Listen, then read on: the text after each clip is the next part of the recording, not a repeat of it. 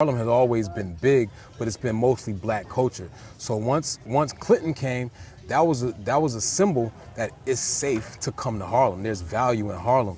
Harlem is probably one of the first major cities or areas to be gentrified, and living through that was crazy because you saw people, more and more people. The block I grew up on, hardly no one lives on that block anymore. We come around back for holidays, and you think every block is like that. So now you see people that before they wouldn't get off the train, or they would get off the train before they got to 110th Street. Now it's like, oh, we everywhere, which is cool. It's bittersweet because yes, people, I used to get mad, people like, yo, Harlem is popping now. It's like 2007. I'm like, Harlem been popping.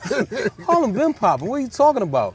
It really told me like, yo, I can't do, Harlem's gone. Yeah. It's gone.